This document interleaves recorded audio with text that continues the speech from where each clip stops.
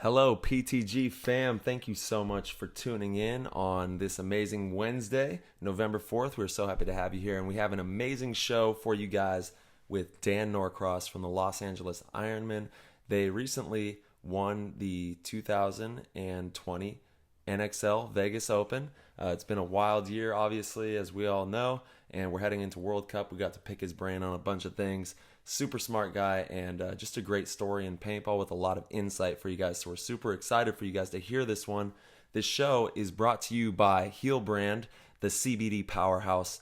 Best CBD in the world. They have nanotechnology. They have CBD for your pets. They have CBD to amp you up, CBD to knock you out at night. They have everything under the sun, and they have amazing integrity for what they do, creating, like I said, the best CBD products that you could possibly use. I've used CBD for years, and I've never used any CBD product with quite the punch that this Heal Brand CBD has. And they have, like I said, nano CBD, water soluble, has ultimate absorption rate into your body. And they use nanotechnology, which is taking that raw hemp oil, putting it through an additional refinement process to break up the large CBD particles into microscopic greatness that can get through the cell wall more easily and get into your system faster. A lot of CBD products take days, sometimes even up to a week before they start to really take effect, where you can feel that. When you use nano CBD, you feel the effects immediately. Within the next 5 to 10 minutes after taking it, you're going to start to say, whoa, I feel a little bit lighter, feel a bit looser, and just feeling really good. It helps with my recovery process. I use the creams for my muscles when I'm sore. I use the Nano Knockout Sleep Aid to get that good sleep. So huge shout out to Heal Brand for everything that they're doing. They want to help us heal the world with their CBD products, and that's what we're here to help them with. And everyone deserves the opportunity to heal. So head on over to healbrand.com.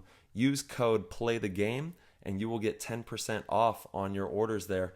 Super great guys that are running that, and they have the best CBD products in the world. So go check them out. Thank you, Heal Brand. This show is also brought to you by G2 Paintball. G2 Paintball is a paintball athletics company designed to help you become the best paintball athlete imaginable. It's the first time anything like this has ever been done in paintball, the way that they're doing with the hands-on training. We've been doing some training events out here in Arizona at Wild West Paintball and Battle Zone. I'm involved with it. Marcelo's involved with it. It was started by Victor Gamboa, and Rusty Glaze is one of the owners as well with Victor, and they're doing tremendous things, training people to maximize performance on and off the field. So we're doing athletic training as well as the tactical side of it and the skills aspects of paintball as well. It's used by Dynasty. We're pushing paintball players to become better athletes and go pro, hopefully, if that's what you want to do, or move up the ranks and at least be more athletically sound to play this game at the highest level. So please head over to g2paintball.com. They have a lot of cool stuff going on there right now. They even have some merchandise you can pick up as well. They got some hats, they got some shirts, they got a bunch of fun stuff going on. We're going to have some more events coming up in the future, so please stay tuned to that. And we will be doing a really awesome giveaway with G2 Paintball. So go follow them at G2 Paintball on Instagram, and stay really close to the Play the Game podcast Instagram and G2 Paintball for all of those details. Once again, go to g2paintball.com and give them a look and get diving into that athletic performance training. And this show, last but not least, is brought to you by the amazing Transfuse. Transfuse is doing crazy stuff right now. They actually have a new product coming out soon, which is like a pre-workout and a brain booster with a nootropics that is some kick-ass stuff. I actually got a little secret sample that they sent me, and it is outstanding. It gives you that nice little buzz. You don't have the jitters. You feel very crisp with your thinking, and things are processing very well. And it's just a tasty little treat that you can give yourself to give yourself that little boost if you're going to go play paintball, if you have school, if you want to just be sharp at work or in life in general. Be on the lookout for that coming from Transfuse. And Transfuse is, also has, obviously, their packets of their premium rapid hydration multiplier. It's an immunity fortifying formula that is designed to replenish you at the cellular level.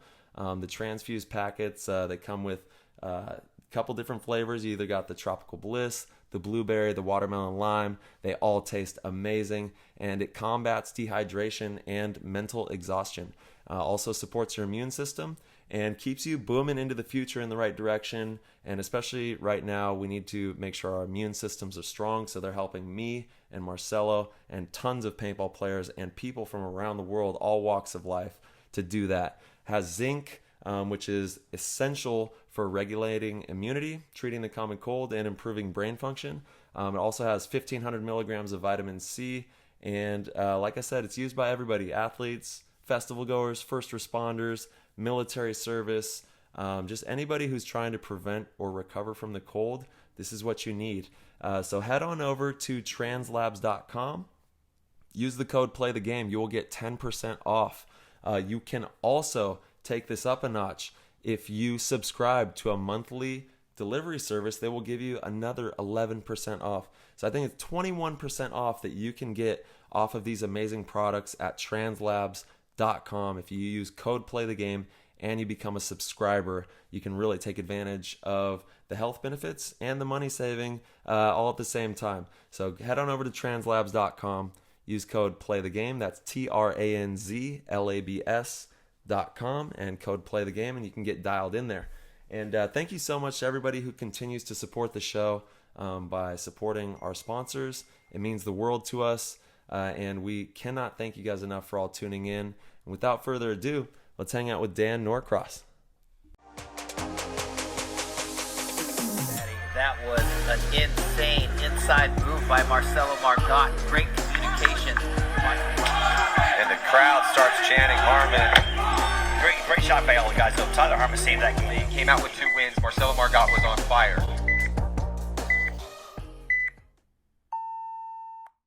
Dan Norcross, big dog, Las Vegas Open champion for Team Ironman in the building, dude. What's going on, brother? Good to see you guys, man. Hanging out. Tuesday morning, we had a pretty long practice last weekend, and doing the same thing you guys are doing, just getting my mind and my body right for World Cup. There we go. Good to see you too, brother. Yeah, this weekend was awesome. Absolutely. We had a great practice. Half of my team's legs are snapped off and broken. They were working really hard out there. It's always fun when we get to see you guys. We got to have Houston Heat out there as well. It was a really, really good practice. This field is insane, as most of you know out there listening. So we're super excited to get out to Cup. Where are you tuning in from? Where are you reporting from, rather? And how is everything out there where you're at? It's a good question. Yeah, I don't know if my legs are snapped off, but there's definitely a little gap from the weekend for sure. When you get us, you guys, Houston Heat out there on a beautiful manicured field. Shout out Fran. Yes. Major shout out to Fran and Victory Paintball, dude. That field was pristine. It was so nice. Yes, and San Diego blesses us with 75 degrees and sunny. We're gonna be out there all day. It's a given. All day. Right. So right now I'm coming to you live from Encinitas, California. So I live like 30 minutes south of the paintball park. It's nice. 30 minutes from the airport. I'm smack dab in the middle. Yeah. And everything's good over here, man. It's a little cloudy this morning. Kind of get the marine layer in from the coast. I got out in the water this morning. That. So nice. Rejuvenated myself. Yeah, a little nice. It's great for the body. Yeah.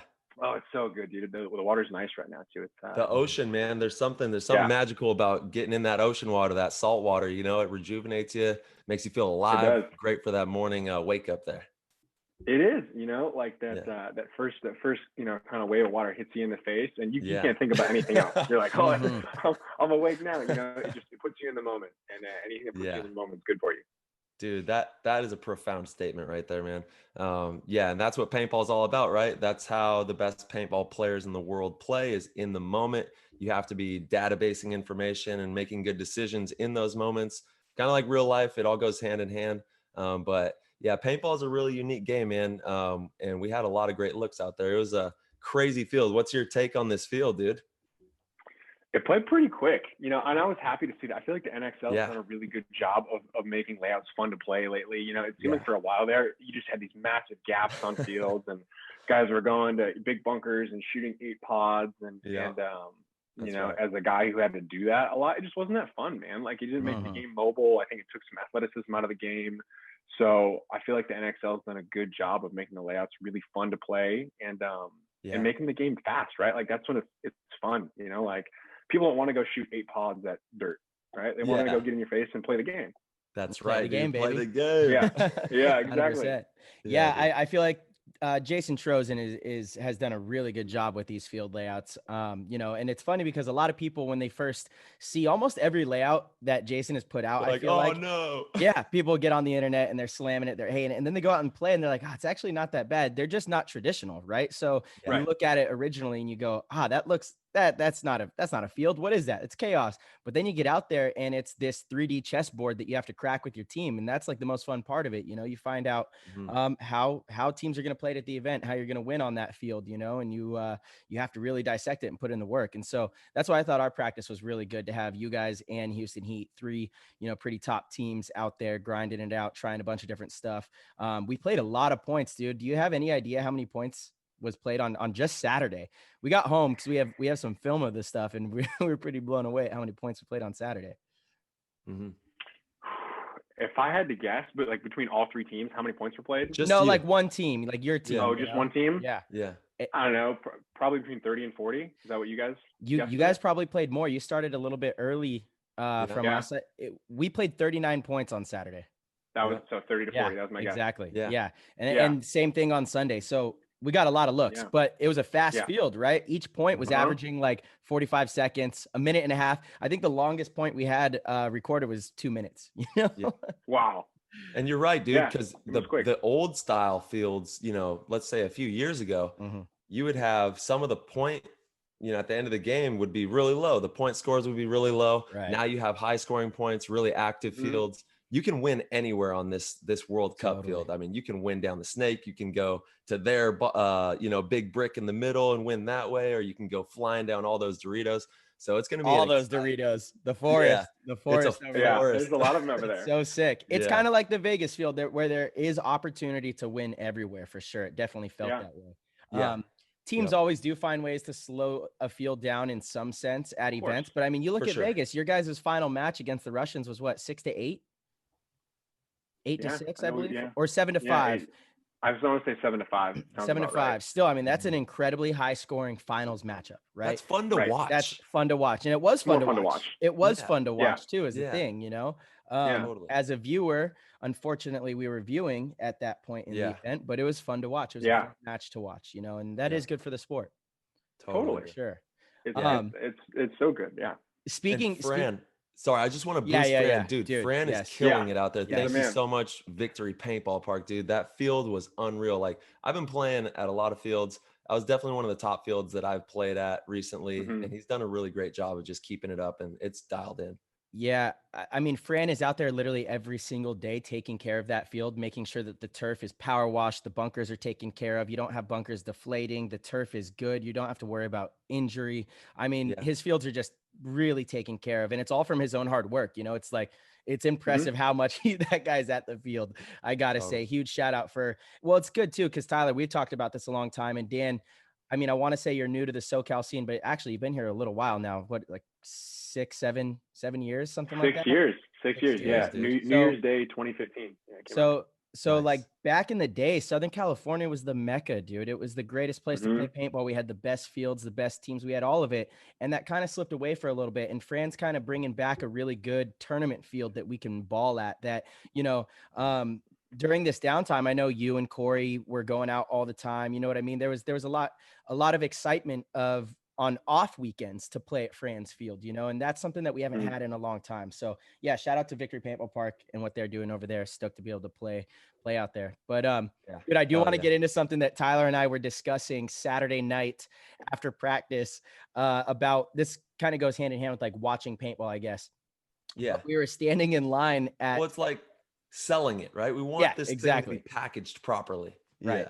And it's a term that every single team uses, and they've used since woods ball. The God bunker used to be a big 50 bunker in the woods, you know, it was this big like barricade on a tape.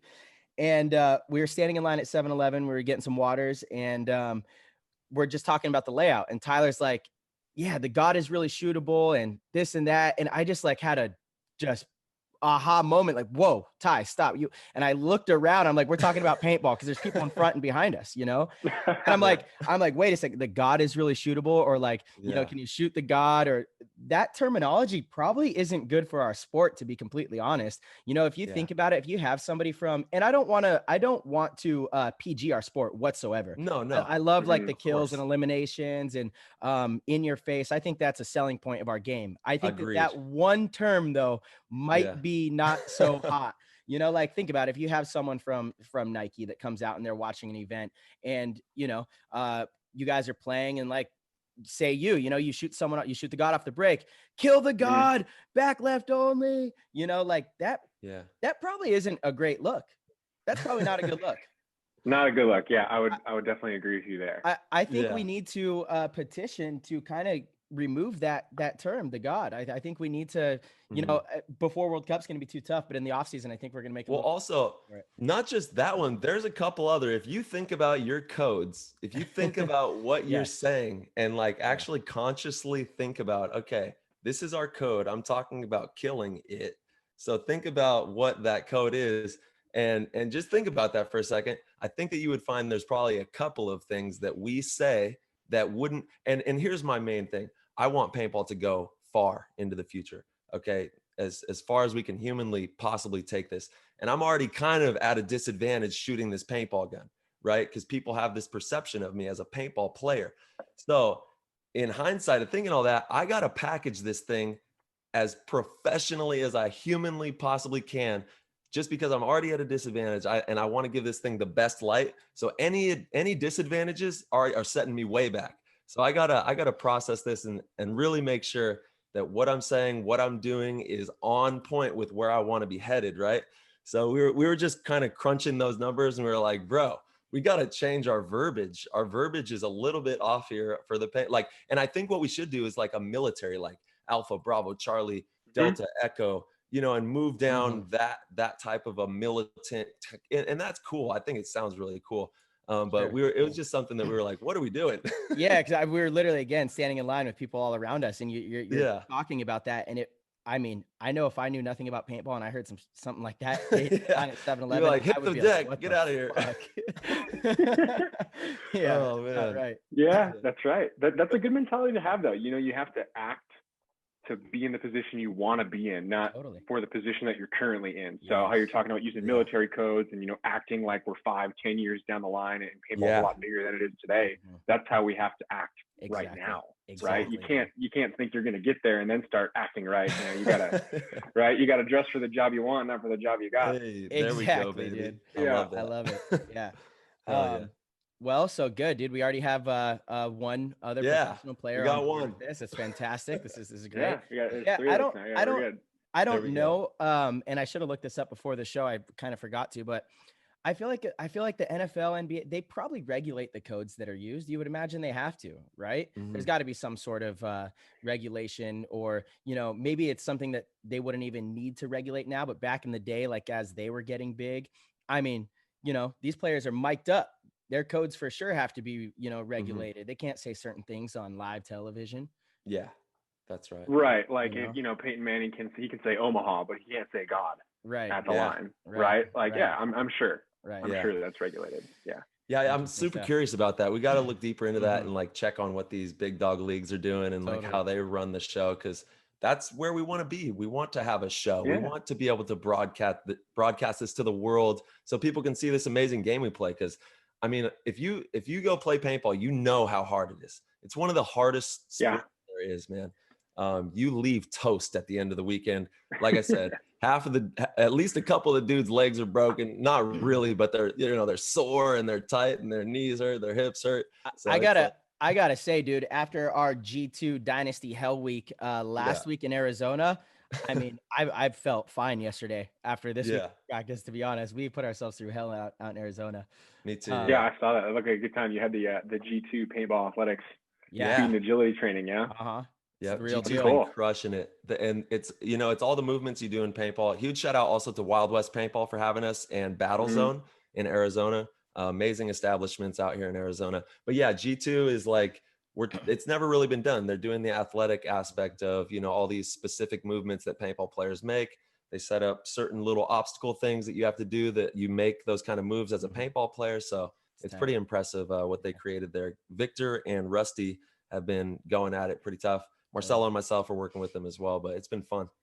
Yeah, man. Yeah, I love to see it, man. Bringing more athleticism into the game. Yeah, yep. For sure. Speaking of that, dude, what have you been doing this whole off time? I mean, it's essentially an off season, right? Since you guys got your big win in Vegas, which we definitely want to talk about. I want to talk to you about like leading up to that. And just for you, because that's your first pro win too, man. And I know I've congratulated you on the side, but here on the show, major congrats, dude. Definitely earned. For people that don't really know who you are, you've been chopping at the bit for a really long time, working your ass off, you know, and that's the stuff that people don't really see. But it's been a long time coming, and you know, I definitely want to get into that. But what have you been doing since then? How have you been keeping yourself sharp during all this craziness? Yeah, first of all, thank you guys for the congrats. I appreciate that. You know, I respect the hell out of both of your guys' games. So thanks, brother. It certainly carries a lot of weight coming from you guys. So thank you. Man, I've always trained. You know, when I grew up, I was playing hockey and baseball, and I was slow. Dude. It was just slow. I don't know. I just couldn't get off my concrete shoes. So I feel like since I was in college, I was just always trying to get faster and run faster. And I kind of just plateaued, you know, I like helped myself a little bit, training myself and researching on my own. But then about a year ago, I started going to a gym called Activate in Carlsbad. It's like 20 minutes north of me. And a lot of the NFL and MLB guys train there in the off season. Like I'll see guys from the Orioles and the Dodgers there. Yeah, it's super cool.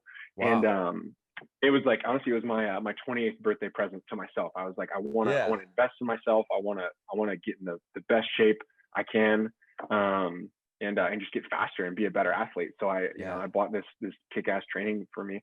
And man, I go there 3 days a week. I usually do 2 6 a.m. sessions.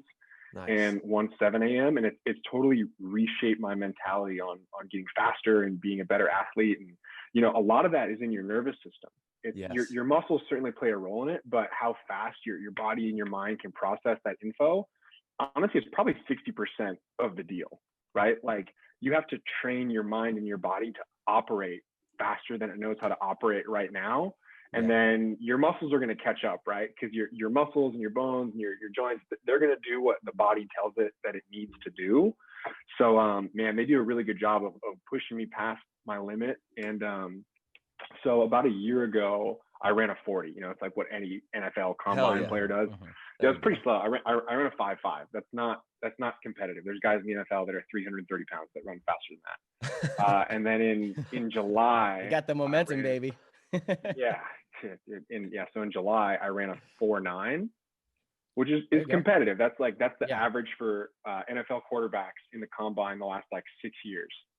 So I got like considerably faster, and dude, I love the process of it. It's been so much fun. Like, I mean, you guys do it. Like when you get up and you lift something heavy at 6 in the morning, like you feel like you just got the world by the tail the rest of the day. There's some power there with that, and they're waking up early.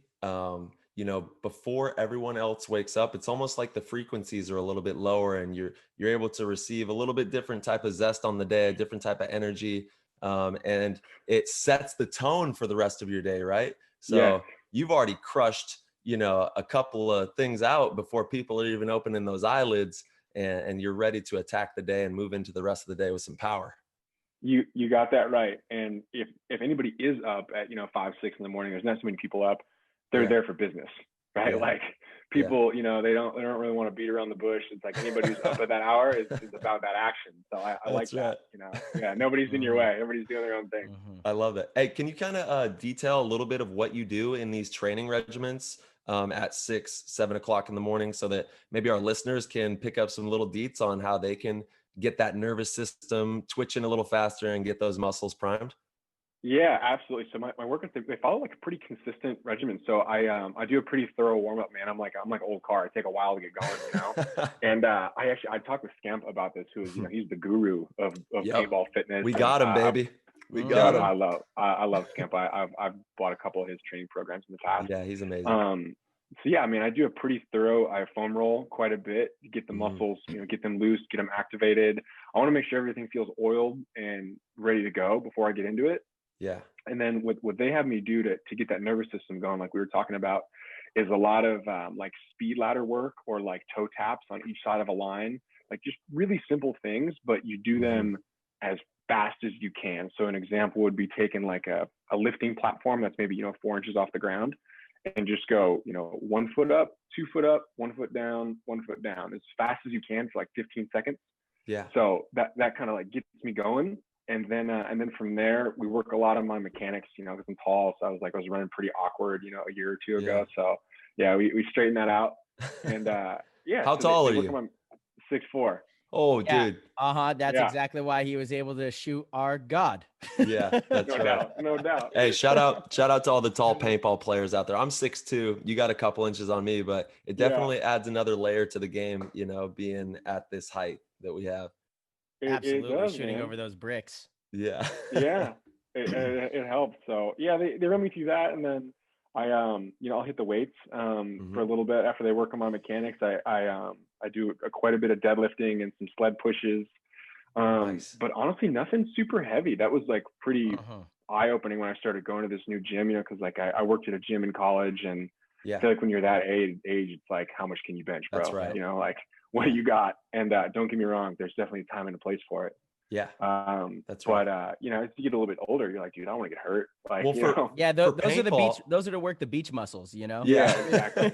That's right. Exactly. Yeah. But for paintball, you don't want to be a big target. Right. You want to. No. Like me, I've never tried to bulk up and have like the big arms and the big legs and everything. I do more like plyometrics, yoga.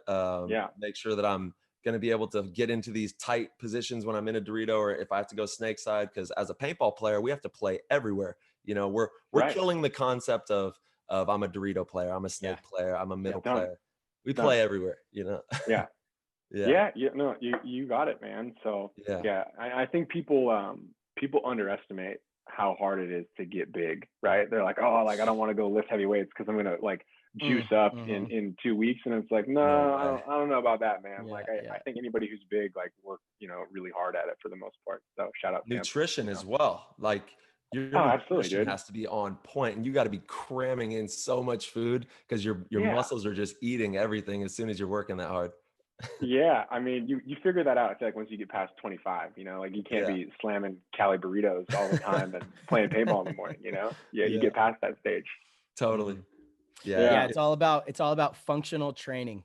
100%. I learned that about 10 years ago when I went through some of my injuries. I completely redesigned how I trained from that point forward. And honestly, I'm in the best shape of my life because of it.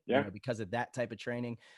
I'm more flexible than I've ever been. Agility is a big one. You mentioned the ladder drills when you were talking about, basically training the mind to gain speed. I was going to say that agility training is such a big part of that, because that's what kind of teaches the mind and the nervous system, how to react in that way. So that's huge for our listeners to take away. And don't get me wrong, I will, 1 or 2 days a week, do a little bit of power, or even on my leg days, I like to do a couple sets where I'm only doing 4 to 6 reps of a really high weight.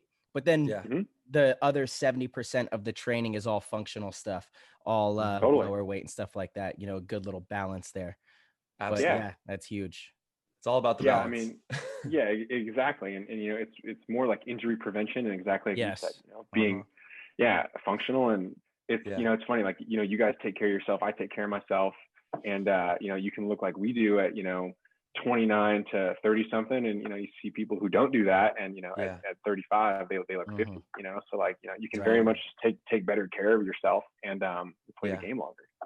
Hey, play the game as long as we possibly can, dude. And you know what, you're right, and it hasn't always been this way. Like, this is a new era type thing where the athleticism in pro paintball and paintball as a whole, I think, in divisional, it's trickling down, and we have a lot of very athletic paintball players, and we're going to be able to nurture a new, branch of paintball that's going to be super athletic, which is going to be cool. Without a doubt. I mean, and you guys have been around a little bit longer than I have, but the game's gotten way younger than it used to be. Sure.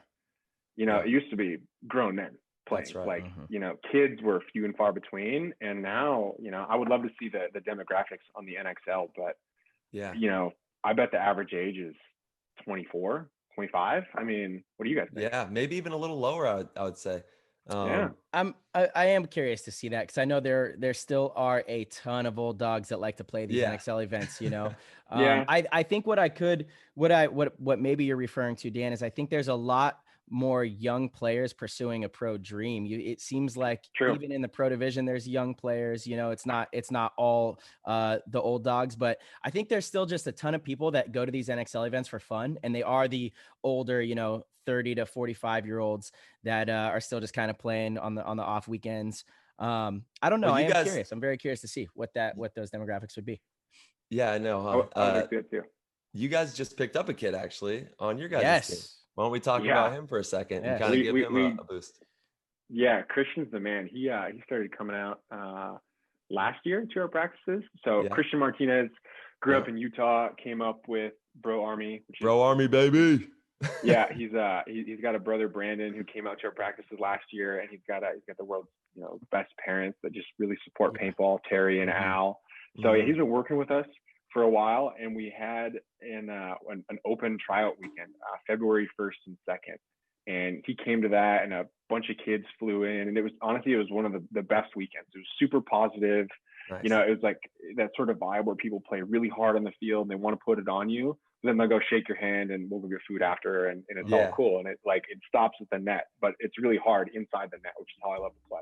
Totally. And he impressed us. I think he, you know, missed the cut of the team kind of by the skin of his teeth there, but he kept on it. He put in the work. He's got a field in his backyard in Utah. He's a BKI member. I know he's been really involved in that program. He's on the U19's Team USA team squad. Exactly. Yeah. So and then coming into World Cup, you know, his number got called, and you guys know how it is when you get called. You just got to be ready, show up. Yeah, love that. That's awesome. He did. Yeah. Saturday he had a little bit rougher of a day. I saw he had a couple good points, and then Sunday I think he started to loosen up a little bit more and just kind of stop thinking so much and start feeling and getting out there and getting it done. I gotta say, on Saturday he just got shot off the break so much that for a young kid, I mean, how do you get any confidence going? And it's like, you know, that's really tough, and it's not necessarily his fault. You know what I mean? It's kind of, that side was very shootable. The Dorito side that he was playing was very shootable. Yes. And he just kept going through that zone, you know, and so it's like, I was like, damn, I hope they just kind of put him somewhere else to get him in and let him get a little rhythm somewhere, you know, let him be alive. Right. You got to survive the break. So you got to survive the break if you're going to play a game. But it's hard in the pros too. Like, I think that's something that, you know, we talk about in each division, it kind of switches a little and things get a little bit more dialed in. And I would say I think the one thing, obviously amongst a couple others with the decision making and the gunfighting and whatnot, the off the break shooting is supreme in the pro division. Like, it is. If you are not digging your ass into that bunker or precisely positioning yourself immaculately, you are going to get shot off the break. So that's where that game of inches becomes so much more important. You know, if you slip off the start gate, there's so many times, there's certain fields where you're going to a difficult bunker. As soon as the game starts, if I get like the tiniest little hiccup, I know I'm getting shot, you know, like if it's against the right person, you know, and it's that is the difference. Like, everything has to be so crisp. You have to dive in the perfect spots. You have to not overslide, not underslide. I mean, you got to be on point, because the shooters are on point. They're pulling up in their very first ball. Their point A to point B is so minimal, so quick and efficient. And their very first ball is on target, you know? We're talking to one right here. Dan was giving our guys hell. It was super funny because you kept shooting Scott going to the God. And I was like, dude, the God's pretty makeable. We can go there, you know? And by the end of the weekend, if we were playing you guys, Scott be like, where should I go? I was like, well, you're scared of Dan. Survive. So let's go somewhere else. We won't go to the God. 7 feet tall, shooting over that brick, dude. You were hitting him on the landing zone. Yeah, that's good to know. I got in Scotty's helmet. I'll take it. Hey, maybe I'm playing the long game right now, making you think that we won't go there against you guys. Oh, yeah, and maybe he's already another step ahead. Maybe I'm already another step. But I do want to pick your brain. Can you kind of, like, for everyone out there, I'm sure they want to know how they can become really good off the break shooters. Can we kind of dive into that a little bit for a second and maybe talk about off the break shooting and some of the tricks that we use? Like, what do you have any little tidbits that you like to implement? And you're tall, so you got a little bit of a height advantage too, that you can drop them in there. Yeah, I mean, absolutely. I feel like I harp on off the break shooting not only because I'm a tall guy and that's what I'm going to do on the break, but because Yeah, it's so learnable and so teachable, right? Yeah, Because it's really exactly. those first 3 balls that's off right. the break. Like it's all mechanics. You can Hmm. practice it. You know, the mental part of the game and the field awareness that's much more challenging to learn, Hmm. right? That takes years and years and Yep. years. But Yeah, if you know, you give, you know, if I go out and say I take like a D3 or a D4 player and we got, you know, 5 cases of paint and a Saturday, I can yeah, probably teach them how to hit one shot on the break pretty good, right? Just by repping it, repping it, repping it. yeah. So man, I'd shoot a lot of targets. Like the past Hmm. 2 weekends, I would go out to Victory and an open field, and they have these mannequin targets now that Yeah, are Yeah. super cool. And just, you know, come off the gate and 3 balls and all 3 got to hit the target. And it's the don't practice till you get it right, practice till you don't get it wrong. that's And right. then do it left-handed and Yeah, do it over and over and over. It's just repetition. that's so important, man. I That's love so that, dude. huge. Yeah, Yeah, Yeah. and it's paying off for you too, you know. And I that's right. love what you said right there because that's actually one of the first things when we go coach teams. I know I personally, the first thing that I try to get them to do well is shoot well off the break. Because if For you sure. can get a kill off the break, you're giving your team a major advantage. That's a 20% advantage right there, you know. Mhm. In a 5-on-5 game, if you shoot one body off the break, a 5-on-4 becomes so much easier to win, even if you're not as good of a team. So it's the quickest way to kind of expedite. And that was kind of the Russian way as well. You know, they had Yeah. all these Mhm. younger players that were really athletic, very fundamentally sound, but didn't quite have the experience. But they constantly put their front players in position to succeed because they get 1 or 2 kills off the break. They Mhm. get brought it to the next level. If they're just getting 1 kill off the break, they're not happy, right? They're looking to get 2 kills off the break, and so often that happens, right? Mhm. And it just makes the game so much easier for everybody else on your team. And you're right, when you get a layout, that's the easiest thing for your team to practice. It's something Yeah. that you can learn and expedite that process just by repetition. Totally. It's like a free throw, man. Right. You Yeah. can just shoot it Right. over and over and over. That's right. Totally. Yeah. Yeah, don't miss Exactly. those free throws out there. And Yeah. what it does is it also, when you lose a guy off the break, you kind of go, "Oh shit." Yeah, Okay, totally, dude. we got to fill this hole. You know, it puts them on their heels immediately. Mhm. Immediately they're, instead of processing the game how they had planned it, now they're trying to fill a hole, and like it's like you got a little hole in your boat and you can't just ignore it. You got to put your finger in that thing, and now you're trying to shoot this way and fill the hole, and it changes the game for sure. Mm-hmm. Without a doubt. And then you get another opportunity to shoot that guy when he fills out, right? Yeah. So yeah. Exactly. Yeah. Didn't Rusty do an analysis a couple years ago and said that you guys are winning like 80% of the points where you shoot a guy on the break? Yeah, I thought he has absolutely done multiple analysis, and that kind of might have, started one of our philosophies, which was Project 54, right? Like work on getting that kill. But that's no secret in the pro division. If you can get a kill off Totally. the break, for you have sure. a really good advantage. You have a really good chance Yeah. of winning the game. Yeah. A big thing that you need to pair with that, though, is you shoot someone off the break, you have to learn how to capitalize on that and not let the other team regain an advantage. Yeah. So many teams will get a kill off the break and then their players just kind of drop the ball. They don't communicate the kill, whatever it might be, and they allow the other team to make a fill out, which is exactly what you're talking about, right? And then now Yeah. it might not be, they don't have that much of an advantage, even though they have the body advantage, Totally. they lose field advantage. And, Mhm. that's where the counter punch when you lose somebody comes into play. Mhm. Absolutely. And I would say that's where the elite players really shine, right? Is they can lose Mhm. that guy on the break and they can fill out and Right. stabilize the field. Exactly. Those are the guys who are really scary to play against. And honestly, we didn't do that good of a job this weekend of capitalizing on the opportunities that we gave ourselves. Mhm. But we're playing against you guys. We're playing against Heat, and you guys know how to plug the holes fast.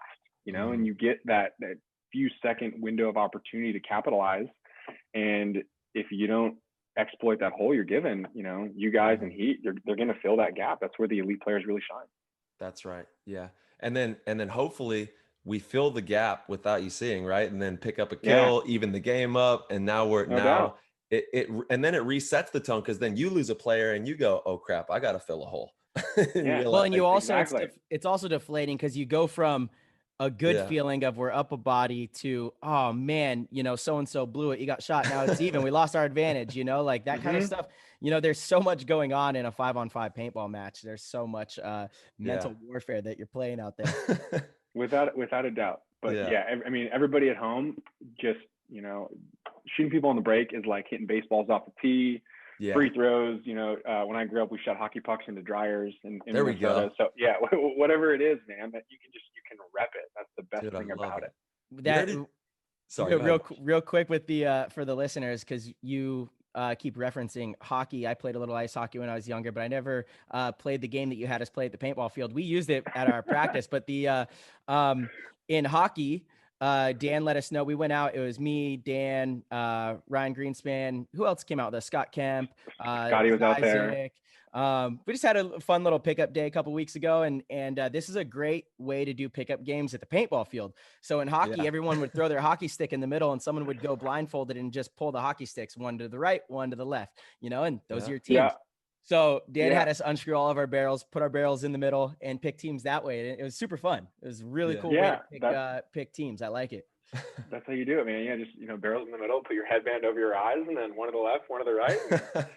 And that's your team, man. So, you know, it's that's a good genius. way to divide it up. Yeah, it was great. Dan was totally cheating when he was picking teams, though. He was like feeling the barrels. No, he wasn't looking. He was feeling all the barrels. He's like, this is AccuLock for sure. I want this on my team. Another AccuLock on my team. Yeah. It was a good team though. It was like you, me, and then we had Cookies, one of the Marine guys, against Ryan, Scotty, and then I think they had Blake from LA Tribe. Yep. And then Isaac. Yeah, we played 4-on-4. So it was like pretty even teams. We had a good time. It was, dude. We had a blast. It was a lot of fun, man. Yeah. Man, I love all the paintball teams in Southern California, man. There's so many great paintball teams out there. Everybody who's out in SoCal, keep booming paintball. It's really cool to see it thriving. I know we got, you know, a lot of awesome people in the game right now, like High Tone, that guy, and his whole group of guys that they have. And there's just so many others that are doing a great job of promoting paintball. And so huge shout out to all you guys out there in SoCal. Absolutely. Yeah. Without a doubt, man. We're putting it back on the map. Yeah, baby. Let's go. Dan, I do want to jump into, you know, how you got started in the game. For as long as I can remember, you have predominantly played the center. I don't know if maybe that is because of your height. And then, you know, back then they had the W. So I'm sure you're a monster with the big W wall. I missed that thing. But yeah, how'd you get into the game? And let's kind of talk about your path to where you're sitting right now with that Ironman logo behind you and a first place under your belt. Yeah, man. Yes, sir. Well, I mean, I didn't always play the center, right? Like I kind of got tall later. I don't know when you started getting tall. Same with Tyler, me. But yeah. You guys, how old were you when people are like, man? I think it was like when I started getting into my 24, 25, you know, but I've had to metamorphosize because I started when I was 13, you know, I was like a baby, literally like 4 foot nothing, running around with this huge Bob long gun. And then I've had to metamorphosize my style of play because now I'm 6'2". So yeah, it's been crazy. Yeah. Shout out to the Mantis. Oakland. Yeah, baby. Where you at? The Mantis. So I mean, I didn't, you know, always play the middle. I feel like when you're a kid starting out, you play the snake. Every young fast kid, you're going to snake, man. Don't even ask. Right. But I didn't get tall as late as you did. I was probably 20, 21 when people started being like, man, you're tall. Yeah. And then, you know, the game changed, right? The bunkers got smaller right around then. The game got much more athletic. It got faster. And, you know, it sounds like very similar to you. You have to adapt. You have to figure out ways to relearn the game. And it was a challenging process for me. Absolutely. For sure.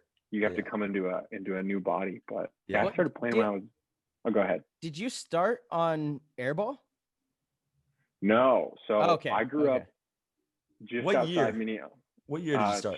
2004. Oh, cool. Wow. Yeah. There we go. Nice. A little bit. Yeah.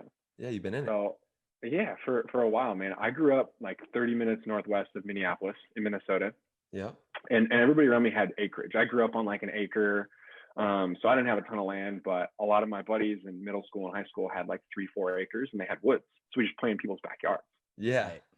Yeah. And that always, like, people from California always gives them a trip. They're like, you just played in your backyard? I'm like, oh yeah. Like, people had space, you know, as long as you don't shoot the neighbor's house, it's cool. Yeah, exactly. Yeah. So no, I played woods for a little bit. And then I was really fortunate where I grew up. There was an outdoor paintball field 1.5 miles one way, and then an indoor paintball field under 1 mile the other way. So it was perfect. Like, I had 2 paintball fields, you know, before I even had to get to the freeway. I was super fortunate.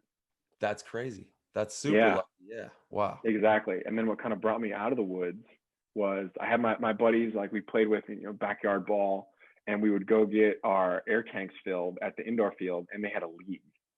And we were like, we play all the time. We're going to run it. Let's sign up. So we were the Outlaws. That was our team name. No way. Dude, that was one of my best friends' teams when we were growing up. Really? Was the Outlaws. That's so tight. We all wore red bandanas too. Yeah. That was the style for a while. People wear that was the same with our Outlaws too. Yeah. Dude, bandanas. It's funny. Zizek came back to practice with us. He's still wearing the bandanas. We're like, bro, that hasn't been cool in like 15 years over here. But he's bringing it back. He's bringing it back. Come back. I like it. I like it. Yeah, we played it. We signed up for this league, and it was 3-man, and you played 4 games every Tuesday night. It was an indoor field, so we could play at night, which was cool. So the league started like 7 and would go till like 9, and cool. We got shellacked, bro. Like we got beat so bad. Yeah. But I remember the first night that we played, I was like, this was so fun. We got the brakes beat off us, but this is fun, and I'm gonna keep doing it. It makes you want to do it more. Oh, totally. Yeah, absolutely. Because you're like, oh, like we can't hang yet, but pretty soon we're gonna be able to hang. That's right. Yeah, we all shot Titmans too, so we were a little bit of a disadvantage. Guys had like Angels. That was my and first like gun. E-cockers. Yeah, it was, most people. Oh, that's definitely a disadvantage there. Yeah. Yeah. How old were you when you started, Dan? 12. And 12. Okay, solid. Dude, and how old are you now? 29. 29. Yeah. Still all right, dude. Dude, young buck still, man. That's crazy. I got a whole life ahead of me, right? That's right, dude. That's amazing. Yeah, and dude, the Tippmann 98 at that time, it still is. It's like a tank. You can dip that thing in water. It's still going to shoot. Yeah. But when you got Literally. the Angels, and at that time, that was like a whole different sector of paintball. If you had an Angel or an auto cocker, you were dunking on people. You know what different I mean? level. Yeah. You were basically pro just by owning the gun. That's right. Yeah. I got a good one for you guys. So like when we were all playing in our backyards, I was the first guy to get a compressed air tank. Everybody else shot CO2. Yeah. And it's cold in Minnesota. So we're playing like probably right around now, like you could play outdoors until like mid-November, and then you're shut down until April. It's just too cold. But so we're playing out and it's cold and everybody's shooting CO2. So they have these like big smoke clouds out the end of their barrel. And I was the only one who had air. So I had no smoke cloud. Yeah. So everybody I'm playing against is just like shooting out these smoke signals of where they're at in the woods. I'm like, oh, there. Like, oh, that's tight. What a huge advantage. Talk about the edge right there. That's pretty smart stuff. And not only that, but instead of having this freezing cold tank, you have this nice little warm tank, like the compressed air is a little warmer. Yeah, well, and then even when you engage in a gunfight, the guy who has CO2, when he gets on you, he can't see what he's shooting at because he's smoking himself out. There we go. That's a little tidbit for you guys. Get that. Invest in the compressed air. It'll be good for you. That's a pro tip right there. Major pro tip. Compressed air over CO2. Don't smoke screen your opponents for sure. Give yourself away. All that. So you started out there, and then did you start playing? Obviously, after this first tournament in this league, started to get the team more dialed in, and you guys took it serious and started playing a lot of events? I mean, a little bit. So that was at the indoor field in the winter. Played that league all winter, and then I started going to the outdoor field in the summer. And the guys I was playing with, I don't think they were as into it as I was. They kind of wanted to keep it like the backyard thing. And I was fortunate. I have really supportive parents who are super behind it. And and they're like, hey, if you want to do this, like we're in, we'll drive you to the field, and certainly that's so paid. Important, man. Oh my God, it's a big part of it. I couldn't have done it without them. Same here. They definitely paid their fair share of paint bills, and so I started playing at an outdoor field, and then I think I kind of like played a tournament with them. I think World Cup 2005 was my first tournament. Back when you used to get 2 games in X Ball. You remember that? Yeah. And you'll never guess who our draw was. We played these new kids called San Diego Aftermath. Oh boy. Never heard of them. Yeah, without a doubt. What team were you? Our team name was Magnum. Exactly. You don't even remember. Magnum. Dude, I kind of do remember Magnum, actually. That was his team name. 2005 World Cup. And what do you mean we only played 2 games? You used to only get 2 games in the draw before, and then I think you went to a loser's bracket after that. Yeah. It wasn't 4. Oh, wow. Yeah, it they was were pretty full rigorous. X-ball matches. You better, They were like, you had to come in Gotcha. sharp. Yeah, gotcha. yeah, they were like All like right. 2 halves. You remember that, right, Ty? You only used to Yeah. get 2 games. That's right. Huh. Yeah. Yeah. And, Yeah. and when I was at that time, I was in the NXL playing with Oakland Assassins, and it was just like glorified practice, essentially. Like, Right. you know, Yeah. you would go and play these amount of games, and then you would just go home, and there was no winner. And then there was just one big tournament at World Cup where you won everything. It was crazy. Right. Yeah. Yeah. So Yeah, let's and talk then- about how this game against these young Aftermath kids went. I may not remember it, but I could Yeah. imagine. You guys were hungry. Yeah, I mean, I'll tell you probably about how it went. You probably had Mouse out wide on the Snake side. Yeah. You probably had Dalton or Spitz down the Doritos. Yeah. Maybe Rainey in the back center. I'm sure you were floating around, probably the 2 on the Dorito side. Marcel, I don't know where you were, but yeah, I mean, that's Yeah. probably This is about how it looked. 2005, right? 2005. Yeah. Yeah, Rainey and Spitz weren't on the team then. We had just picked up Dalton. That was Dalton's first event with us. We had Mouse. We had the OGs back then, dude. We had Winston, Josh Minkowski. Okay. Shout out to Moose. Whip, Moose, Ronnie. baby. That's right, Walter, Ronnie. dude, I'll never forget Walter, this Asian dude that was just lights out, man. He was so consistent. Okay. Yeah, dude, that was the OG squad, the OG Aftermath squad. We had Mini Mike back then. Nice. Yeah, dude. Memory lane. Yeah, that was tight. Memory lane. Yeah, That was a yeah, funny no man. doubt. Memory lane. Jordan King actually was with us at that. That's event. right. That's right. I remember him. Jordan King. Yeah, dude, that was a good year for us.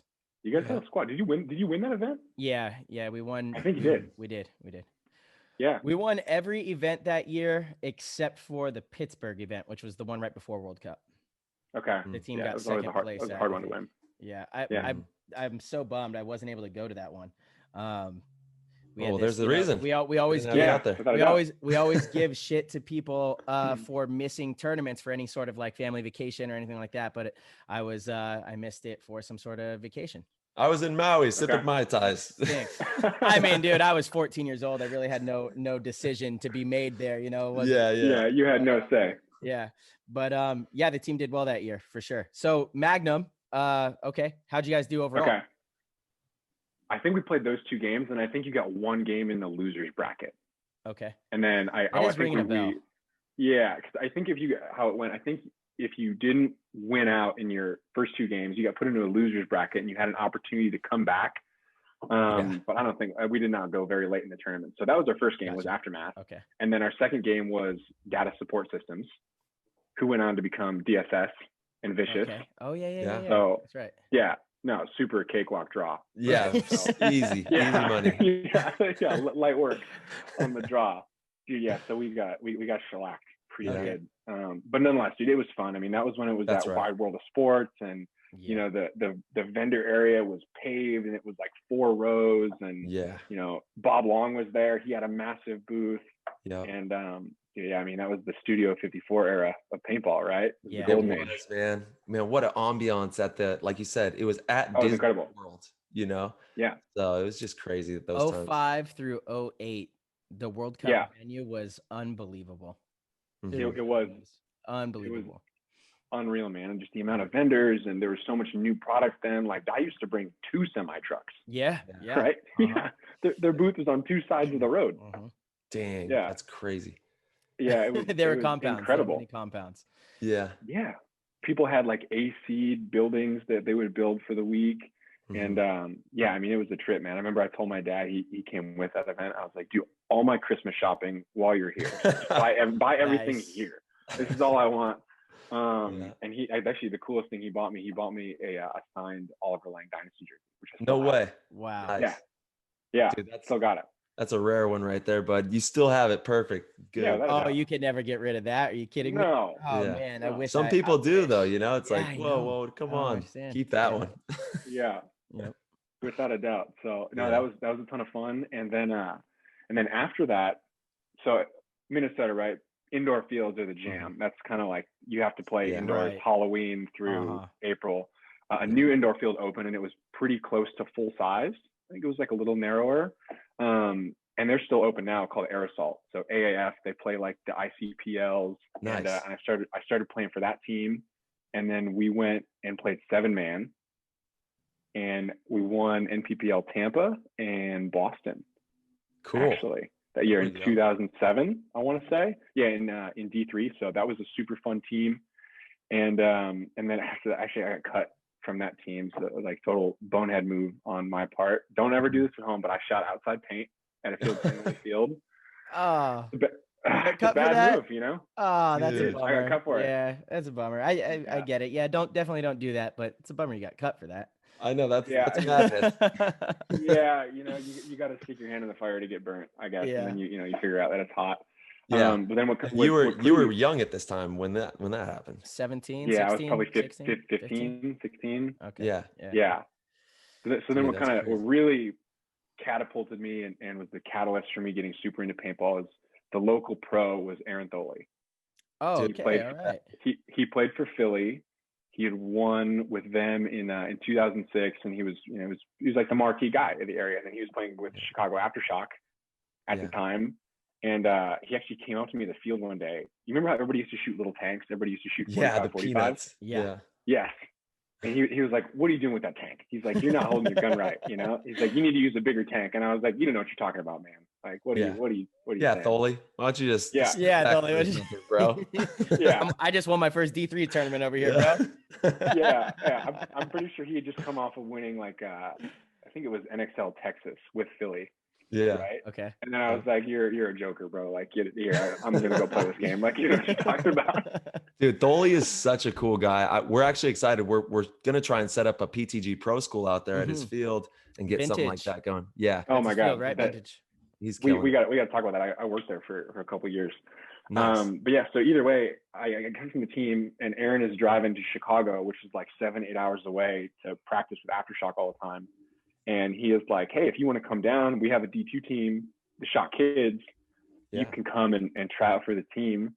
And I remember the first time I went down there, I was like, "Whoa, the practice here looks like the game does at the events." You know, people play here like it looks like in the videos and at the events. Right. You know, I didn't get that. I grew up in a smaller market, and I made the Shot Kids, the D2 team, and that's where it just kind of all catalysted from there. So I played with LJ Parrish, who's still in the Ironman today. Cool. We were on the same team. Nick Sloviak had just gotten an Aftershock, so this is crazy. Took us under his awesome. wing. Yeah, we're supposed to have LJ on the show tomorrow, actually. Yeah. Perfect. Yeah, you're going through the roster, awesome. huh? Yeah, you're getting the whole team on. Yeah, totally. Yeah, absolutely. Not the whole team, but you know, the cool ones. Yeah. I there you go. I played behind LJ. Yeah, that was like our first event together. Okay. Yeah. Full circle, dude. Nice. Yeah. All right. Exactly. We kept the band together. There we go. Love that. And can you kind of describe the importance of being around a competitive environment, what that did for your game? Because I know, there's a lot of people out there that may not have the most competitive environment, and it really is important in order to drive your success moving into the future as a player and your development of knowing how to play everything, Absolutely. I mean, iron sharpens iron. And if you hang around 5 pro paintball players, you're going to be the 6th. Right. And that goes for anything, right? Like if you hang around 5 millionaires, you're probably going to be the 6th. Yep. You become who your friends are. Not everybody has that luxury, right? Like you have people, who are listening might be in Montana or, they might be in Iowa, and it's hard, right? I get that. Yeah. Not always right outside your front door. Like we have that luxury in Southern California or people in Texas. Yeah. But you gotta seek it out as much as you can, because it makes a huge difference. Absolutely. Is paintball part of the reason you moved to the West Coast? Well, because you went to Purdue, right? You went to college at Purdue. Yeah. So let's kind of dive. Yeah, let's go back into after being at that field, being around more competitive players, Tholey fixing your tank situation. I can't imagine you with a 45-45 with those long arms, dude. I wasn't that tall then. Wasn't that big. Yeah. Okay. All right. What were you? Still like 5'11"? Yeah.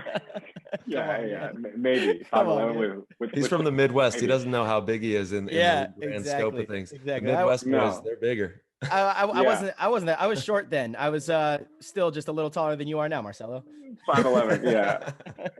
Hey man, pot roast and corn and mashed potatoes will do that to you. That's right. That's right. My dad's from Iowa. That's where he was born and raised. Yeah. There you go. Yeah. Yeah. So after that, I get in like the Chicago scene, and then my first exposure to the West Coast was I got linked up with Velocity Wrecking Crew. out of Velocity Paintball in Ramona, which Marcel, I think you know a thing or two about. Yeah. And I got linked up there. There you go. So I got linked up with those kids in 2009. They had a D2 team, and you know, I didn't really have a job at the time in Minnesota, so I would come out here for like 2 weeks at a time, play 2 weekends. I'd stay with Leif Kellenberger, who owns KM Straps. If you guys remember them, shout out Leif. Absolutely. Made a shout out to Leif. Yeah, so I would stay with them in Oceanside, and they would put me up, and I kind of, you know, got my feet wet on the West Coast, and it was a ton of fun, man. I mean, those guys, they did a lot for me, and that's where I started to meet people from Dye, and you know, I met the whole 2008 Ironman, which you were on at the time, Marcelo, and you guys you were about to win your second back-to-back World Cup, and yeah, man, that was sort of my first exposure out here. So what does it mean to you to play for the Ironman? You know, with your journey, and not only to play with the Ironman, but you guys just won a world championship with the Ironman, which hasn't been done in a long time. So what does all that mean to you? So I had a thing, and this is probably like for the last, I don't know, 5 or 6 years since I came to the West Coast. I had, you know, been around the Ironman for quite some time and played against them and with them at practice. And I would never wear the shield on the field, you know, without being on the team. It was like a sense of respect. You know, I'm sure I had a few like Ironman t-shirts, but I never wanted to wear an Ironman jersey on the field unless I was on the team, because there's a level of respect that comes with that. And I didn't want to wear it unless I had earned it. I love that. Yeah, I love that. So once the time came that I earned it, you know, I thought about all the Ironmen I'd played with and played against, and there's a level of responsibility, right? Like you have to uphold that reputation. You have to play hard. There's a higher level of expectation when you have that on your chest, and you know, it's a burden to carry, but it's one that I'm happy to carry, and you know, such is just part of the job. That's right. That's how, I mean, I feel the same exact way with Dynasty, man. And it's such an honor, right? To not only we're in the pro division, we're very, very fortunate to be where we're at, have the amazing organizations we play for, but it's an honor, and it's you know, I don't know, burden-esque. I don't really like to think of it as a burden, more of like I don't know, man. That kind of it's pressure, a privilege. Privilege. Be in that situation, in that scenario with these type of organizations is an absolute privilege that everyone here has worked really hard for, and you especially, Dan. You know, hell yeah. Like what I do want to kind of get into as well is how many times you were told no by the Ironman, because I know when I was still on the team, you were out there trying out every weekend. You know, you've been chopping at the bit for so long to get to where you are, and that's always the stuff that the listeners, the fans, the divisional players, the outside people don't really see. They usually they finally see when you do get the win. They're like, oh yeah, Dan Norcross, yeah, that guy's pretty good, awesome, cool. You're a good player, and but it's like so many people do face the same, getting told no over and over, making sacrifice to come out to the West Coast, finding a new job, pursuing things. These are the stories that everyone can resonate with. And some people just quit too early, you know, and then other people stick with it, and then they stick with it and they end up sitting where you're sitting with the first place under your belt, you know, and you've realized your paintball dream so far. Yeah. That's a fact. I mean, similar to you guys though, it never felt like work, because you love the game. Yeah. And you love it, right? So it's definitely hard. It's grueling, but you're happy to do it, because, you know, what else would you rather be doing, right? Yeah, that's right. Yeah, no, you're exactly right. So that was the summer of 2013, Marsh, when you were on the team. Hinman was coaching, and I came out here I think I was here for like 10 weeks, because I was a junior in college. So I came out and then went back and finished and got my degree. Dude, that summer was so much fun. I have a family friend who lives in La Mesa, who let me stay in her spare room rent free. I worked with Dye, and they took care of me. You know, I made a little bit of money, and it was so much fun, man. I played every single weekend that I was out here, and yeah, you're exactly right. It was like try out every weekend, and you know, thankfully Hinge and you guys let me run and let me shoot your paint, which was much appreciated. There we go. And I remember at the end of the summer, dude, I felt like I was playing pretty well, and you know, it was like pretty close to getting on the team, but I had to go back. I had to go back and finish school. I had 1 year left. And I remember kind of having that talk with Mike about, like, if you were out here, we could put it together. And I said, hey, you know, I really have to go back. I have 9 months left. I got to go knock this thing out. And so I went back and got my degree and took care of that. And then, it took another 5-6 years, but yeah, you're exactly right. Here we are. Well, the nose, dude, I love the nose. The nose. Yeah. Every no, I know I'm getting closer to my yes. Like, it's like, okay, no. All right. What do I got to do next? Yeah. What do I need to work on? And then using it to boom yourself forward. You got to use it to carry you. You have to let that no be your willpower, not the demise of you. So you took those no's and you said, okay, well, I'll be back. Let's see what I can work on. I'll be back. And then it's just a matter of time before that no. The no's are good, man. Embrace the no's because they're going to turn into a yes at some point. If you don't quit, like Marcelo said, don't quit on yourself. Totally. Keep moving forward. I also want to pick your brain on the college and paintball thing. Like, how did you manage juggling that? Doing college, you got your degree. Congratulations. That's amazing. And you were playing paintball at the same time. So any advice for like juggling that for people out there? Oh my God. Just enjoy every moment of it because it is so much fun. Yeah. Like words cannot describe how much fun I had going to college and playing paintball. So yeah, my senior year of high school, I started playing Pro 7-Man with Indianapolis Mutiny. Yes. Was, the same really core group that plays today with Andy Horvath and Tommy O'Donnell and Aaron Tholey actually. And those guys at the time, the team was actually based out of Indiana. A few of them went to Purdue, and I think we went down there and we actually got rained out for practice one weekend. And they're like, well, we can go back. We're in college. Like, there's fun things to do here on the weekends. We can't play paintball. So I was like, yeah, let's do it. And live it up. I had a great time. Yeah, I had a great time. It downpoured all weekend, so there was no sense in trying to play paintball. Yeah. And yeah, I applied to school, got in there, and Purdue has a pretty rich paintball program. So they won the national championship in 2009, the year before I went there. And they've always had an X-Ball team since the inception of the NCPA. So probably going on 15, 16 years now. Damn. So yeah, it's super cool, man. It's definitely that way because there's a really strong alumni base of, people, they come there, they play paintball. And then after they leave, they give back to the team, in whatever way they can. Yeah. And, like I've done some clinics back there. There's parents that would lend us their trucks or, finance some of the paint. It's just like, it's like a giant potluck of making it happen. Wow. Yeah. We need that, dude. We need that booming everywhere across the country. We need that going big time. Everywhere. Yeah. So much. So, as far as like, how much support, how much support did you guys get from the school for the paintball program? That's a great question. So when I got there, the team Indianapolis Mutiny, we folded at the end of 2011. The guys had graduated school and, they lost enough members. So I decided I was having so much fun at school. I didn't want to spend a lot of time away that I was only going to play collegiate. That's the only league I wanted to play in. And I didn't want to be a club president. Thankfully, we had a guy named Jake Leubin who was super happy to do all the paperwork and work with the student grant organization.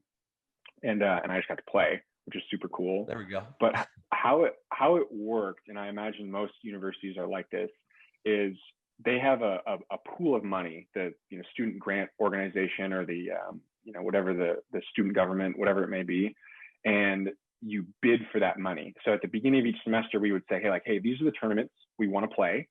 This is how much we think it'll cost, and this is what we'd like funded. And they'd give us a grant for it. So it definitely wasn't fully funded. I would say they'd pay entry fees, or maybe we'd get the paint covered. It was probably like 50% of it. That's awesome. Covered, but yeah. In that process, I assume you guys have to show what going to those events would do to benefit the school as well. Yes. I don't have a great answer to that because, like I said, I didn't do the process. I know that as part of our organization, we were a student club. So we weren't just, a team, we were an official student body organization, which also meant that we had to be open to the public, which was cool. Actually, that was one of the best things about it. So at the beginning of each semester, we would have a call out. Basically, you put up awesome. you put up like flyers around campus, say like, want to play paintball, show up at this room at 6:30 on Tuesday, and we'll talk about it. And they also have like a student interest fair at the beginning of each semester. Yeah. And we had the paintball booth. That's great. So at the beginning of each semester, you get like, I don't know, probably like 40, 50 kids in a room who, decided to come to your call out, and you're like, hey, we're going to build a paintball team, and we're going to start playing on this date. And, you have to take everybody, which is part of being a student organization. But that actually makes it really cool, because most college teams, I would say, have like 2-3 guys who really know how to play paintball, who've played at like D3, D4. And then you get umpteen kids who like, maybe never played or just want to get into it, and you get to teach them, which makes it super fun. Yeah. Dude, talk about grassroots paintball growth. That is outstanding. I love that. Wow. It was so much fun. See, I mean, you get everything under the sun. You get like the guy who shows up with a 98 custom, and he's wearing, a sock hat and his joggers. And then, you get a kid who's maybe played Alex Frazier. Yeah, that was Alex Frazier, I think. We missed having him at practice. Dude, I love you, Alex, if you're listening to this. Yep, we love you, Alex. Shout out, Egg, man. Shout out, Egg. Yeah. But yeah, man, it was so much fun. And the best thing about that was all your teammates live within like 5 square miles. Yeah. Mm-hmm. So, you play basketball together during the week, you go get lunch, you lift weights together, you go get a beer together. You're just like, you saw them every day. Yeah. So from that, we just became a super tight knit group, and it was so much fun, man. And as far as, juggling it with school, time management, prioritization, it wasn't too much of an issue for me. The nice were you the party rocker? Were you the party man?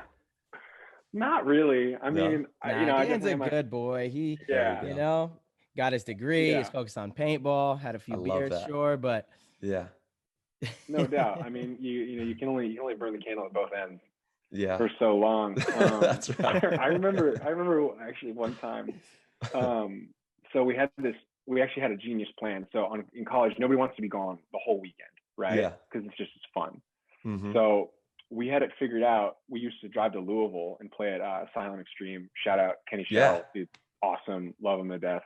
Yeah. It was like a 3-hour drive, and they had an indoor field and an outdoor field. So we had it figured out where we could play indoors Saturday night and then outdoors Sunday morning, still play 2 days. And that way you could be on campus Thursday and Friday night. And then you only have to miss one night. Wow. Yeah. All right. We're burning a candle at both ends. Yeah. Well, so the beauty is that you could sleep till like noon on Saturday. Yeah. Like 2 or 3, and then start playing at like 5, and you could get both.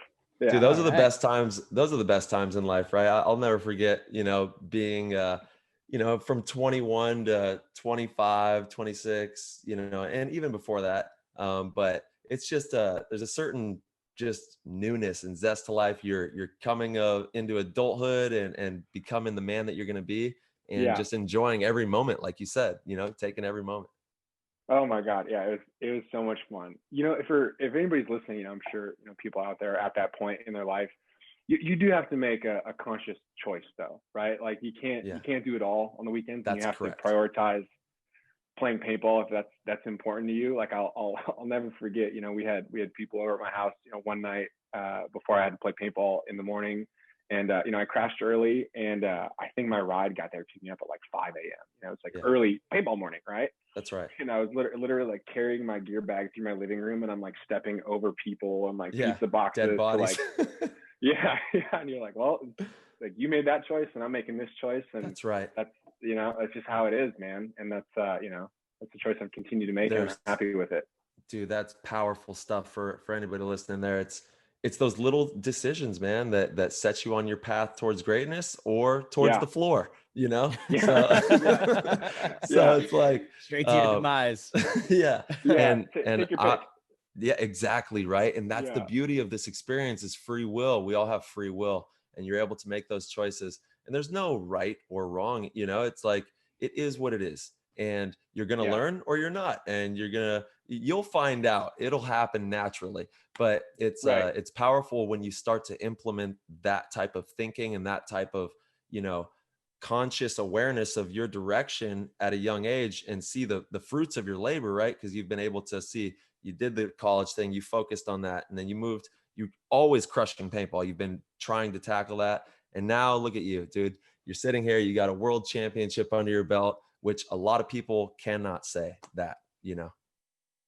Yeah, that's true. It kind of feels surreal, but it's, at the same point, it's like, well, it was supposed to happen, right? Like, that's right. The reward is the journey. It was getting here. It was all the Saturdays and Sundays that nobody cared about, that you were the only one at the field. Like, that's the part that the win was achieved in, right? The trophy and the medal is that's the icing on the cake. You won it long before. That's the byproduct. That's right. Yeah, exactly. That's just the part everybody sees. That's it, dude. That's it. Yeah. They only see the tip of the iceberg, man. Without a doubt. So actually, that summer of 2013, Marcel, I learned a ton from you guys. And playing with Ironman every weekend and against Dynasty. There's a really good photo, actually. I can send it to you after, of like, and I'm in it, of the 2013 Ironman and Dynasty squads at Camp Pendleton. I'll send it to you. It's a really good one. Send that to us for sure. We'll post that up on the Instagram and get that booming out for all the listeners as well. We need that. That's a good one, dude. But I learned so much, and I came back to school that fall, just man on a mission. And I really wanted to win a college national championship, because your time's limited. You can only play that league for 4 years. Right. And I felt like I really built our team that year. And we didn't end up winning a title, but we went far and we competed. And man, I felt like I really played a role in crafting our team that year, and I learned a ton from you guys. So I appreciate that, man. Definitely helped me out. Of course. I mean, dude, it takes receptive ears in order to learn, though, and so really you need to thank yourself. It's so often the information's out there, but people don't want to learn. They don't have the humility to learn. And, that was never an issue with you. You've always been incredibly hungry to get any sort of help from anyone, and that is really what has helped lead you to this point. So let's see. After that, I feel like the last I remember before you got on the Ironmen was playing for Mutiny in semi-pro. So you went back and kind of reunited. How did that adventure go? How did the semi-pro division treat you? And then how did you finally break through and get on the Ironman? Yeah, that's a good question. So New Year's Day 2015, I packed up my Jeep in Minnesota with my dad. If it didn't fit in my Jeep, I didn't bring it. So super liberating. Yep. And drove right to San Diego. I got here in in 4 days. It was a beautiful trip. You get to see America. And started playing paintball. And so I got on San Jose Royalty, which was kind of like the feeder team, the Ironman at the time. Like Shane Pastana and Al Fernandez came from that squad. The Vitalich brothers, all three of those guys. They came up through that program. They were all in the Ironman at the time. So I was driving to San Jose to play quite a bit. And honestly, it was a pretty long year. We played the WCBPL. Shout out Mike Heyman. That league is amazing. Yeah. But dude, we got beat a lot, and I feel like, we were practicing hard, but, maybe the guys, their minds just weren't right come event time. They maybe just weren't as focused, wanting to win as we needed to be. Whatever it may be, we didn't have a great year. So at the end of 2015, I was kind of wishy-washy on paintball. I wasn't super high and mighty on it. And then I remember in January. Well, real quick, I just want to interject right there, because that would be a time where you would be wishy-washy, right? Like, think of how much you had put in, how much you had sacrificed, and you still haven't really realized your goals. You haven't achieved the stuff that you wanted to achieve. You mentioned you were really excited that you guys did well in college, but you still didn't get the win. Like, it seems like there was still so many no's, and dude, that's when people really start to break, right? And that's why that phrase "bend, don't break" is so prudent, so potent, I should say, right? It really is a very true phrase, "bend, don't break." But that's a tipping point right there, where a lot of people would be like, I'm not going to get anywhere with this. I've been trying for 10 years. And it's time to try something else, but you didn't, and so like, what made you not do that? What made you not give up at that moment? You got wishy-washy, but what made you, decide, I'm going to dive back in? A phone call. Sometimes that's all it takes. A phone call. Yeah. So I remember, I think it was like February of 2016. I went out, and Houston Heat was practicing at Camp Pendleton. And I forget how I got linked up with him, but I remember I asked Jason Trozen, who was coaching the team at the time, if I could come out and just play. You know, it was like a non-layout practice. I just asked if I could come out and shoot around with those guys. And I had a terrible day. Like my equipment broke. It was wet. You know, my feet were soaked. It was just like bad situation. About to break. About to break. Yeah. And I was like, man, I was really just, and it was a Saturday. I was down on paintball, and I got back to my spot, and I was watching Sports Center, you know, on my couch, you know, Saturday night, just not living life really. And Tommy O'Donnell from Mutiny, the owner, he calls me and he goes, "Hey, we're putting the team back together. I want you to come play at the ranch in Whittier tomorrow." I was like, I don't know, man. I played today. It wasn't the best day. My gear's, you know, a hodgepodge. I don't think you need me right now. I don't know how I'm gonna make it there. Yeah. He's like, no, come out. Like we're doing this. We're gonna put the team back together. And so I show up, and Tommy's not there, and I didn't know him at the time, but it was David Ramirez, Mex. Yep. Yeah, that The whole boys. squad. Let's Yeah, go. Robert Ruiz. So Yep. yeah, all the collision guys. Yeah, That's right. Yeah, the gods. That's it, dude. And I showed up, and I was like, I think I'm playing with you guys today. And they're like, you're playing with us? And I was like, yeah, I think so. Tommy called me. And dude, they didn't even let me stage next to them. I had to park far away. They were like, you can't hang out next to us, man. Yeah. And but you know, like, and then like Tommy gets there, and he's like, no, he's the guy I called. Like he's the dude. And they're like, oh, okay, all right, yeah, that's fine. Yeah. But we So what was the initiation on that? How did they initiate you into the gang, bro? Dude, I think I just went out there and shot some people, and then you know how that changes the whole dynamic, right? Like if you go out and you know you put it on a couple people, they're like, oh, okay. Yep, you can ball.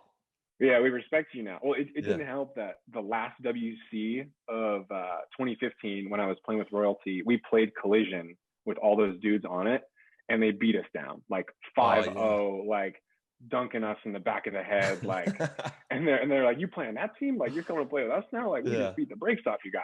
Yeah. But yeah, so we played D2 that year, and we came out in Vegas. We took second place. Nice. In D2, we blew I think it was a 4-0 lead in the finals, which damn. Man. So that happens all too common though. What happened on that? I think we took our foot off the gas a little bit and didn't keep playing aggressive, right? That's when you're up, you have to keep going at them because it's such a momentum game. And once you start playing like you have nothing to lose, things start moving and shaking out there for you, right? And those are the scary guys to play against, that when you're shooting at them, they're going to go anyways. And so we blow that lead, but it's still, you know, a good event nonetheless. And and we played D2 for that year. We did okay. We didn't win a tournament, but it was still super fun. We have a good team, and then we make the bump to semi-pro in 2017. I don't think we made the cut once. Actually, we made the cut in whatever the East Coast event was. I think it was New Jersey at the time, whatever it may be. And then at World Cup that year, we went 0-4. We did not play well. And then you don't say, dude, you have been you've been on the struggle bus, my brother. The struggle bus. That's the beauty of this. You. It is, dude. This is why I love your whole story, man. Because I've known you throughout all this as well. You know, it's like, oh my god, that's what it's all about, clips. Dude. So many clips of us getting bunkered. You know. Oh man, yeah. So many clips. Yeah. Dude. But here's the cool part. So we go 0-4. World Cup 2017, World Cup 2018, we win the whole thing with one new player and a coach. Wow. Nice. Didn't change that much. So that just shows you like the margin between 0-4 and winning. Well, you guys brought in Joey Blute that year. Yes, Joey Blute and Agent Brian Smith. Oh yeah, the agent. Man, he's dude. That brings championship pedigree. You know what I mean? They know how to win. They understand what it takes to put together all the little details. You know, you can have a bunch of talent, but if you don't know how to win at the highest levels, you just won't win. You have to learn how to win. Yeah, that's right. And so I mean, so that's the year it's you know, all the 0-4s start turning into 4-0s, and you know, we start handling business. So that that year was like lightning in a bottle, man. It was you know, we placed top 4 in every NXL and semi-pro. We won Atlantic City, won World Cup, and then we lost to Aftermath in the finals in Vegas, and then we took a third and a fourth. But like to be top 4 every event and win 2 is you're competing, right? Like you're there. And I love what you said, that it's such a slim margin between the 0-4 and the 4-0, man. Like, it's not far away if you choose to, make the right, get this guy who's going to lead us in the right direction. Or like Marcelo said, bring in a little pedigree, one guy. It only takes one guy, and then you guys can all start to kind of feed off that and learn how to win, like he was saying as well. Momentum, dude. Yeah, absolutely. Like you get that momentum going. And Joey, he brought a really good mentality for us. I think he's tight. He's got to be one of the better coaches in the game. And I think got for us at the time, I got to Joey, right? coach under him when I went to Damage for a little bit, and he's the man. Yeah. Dude. Huge shout out to Joey for sure. Dude, I love him, and he's super direct. There's never any BS with him. He'll tell you if you suck. He'll tell you if you're you're doing it wrong. And and it was a super fun year because we got to practice in Tampa against Damage. We got to play against the Ironmen in Socal, and lightning in a ball. It's the best way I can describe it. I know, man. It's great when that happens. That's like I described the same thing for Dynasty in 13. It was like lightning in a bottle that year. It was like you just can't miss. Everything goes your way, and you're like, all right, we did it. We got it all. Yeah, dude. Like you have to have so many things going your way to have a year like that. But when you get them all together, they're hard to break apart. Yeah, for sure. Yeah, it's amazing. And and we were raw. Like anybody who's been around uni, like we might be a little rough. Hell yeah, you guys. Might be playing some music in the parking lot. That's definitely not PG, and doing our own thing. But it's a party, paintball party. It was the party, dude. And that was the best part because I didn't look the part, fitting in with those guys all the time. People would be like, "You play with those guys?" And it's like, "Oh yeah. Watch sticking out like a sore thumb." Yeah. But that was cool too because we all we looked out for each other. It didn't matter what you looked like or where you were from or what you did during the week. We were brothers out there Saturday, Sunday.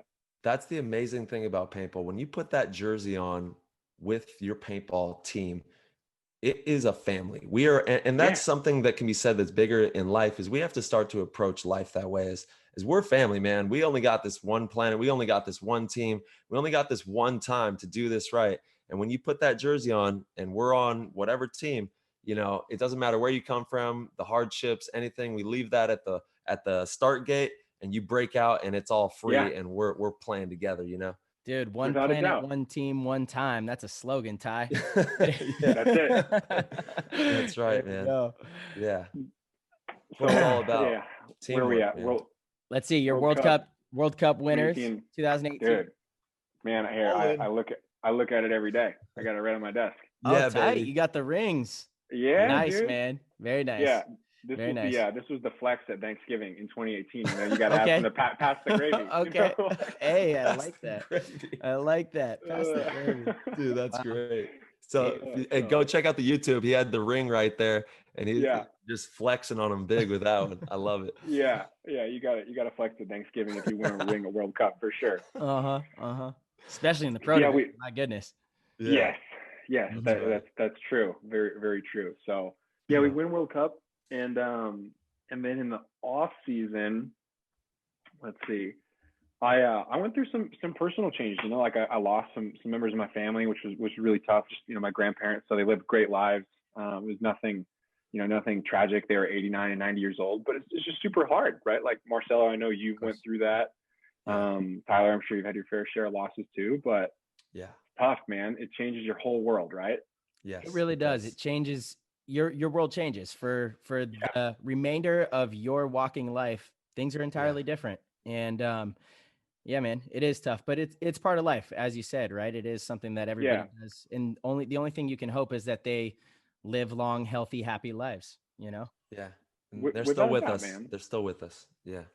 Without a doubt. Yeah. I mean, none of us are going to live forever. So you got to make the most of your time here and capitalize on every opportunity. So I went through that right before World Cup, actually. Oh, wow. So it was like emotional to win in 2018. Oh wow, awesome.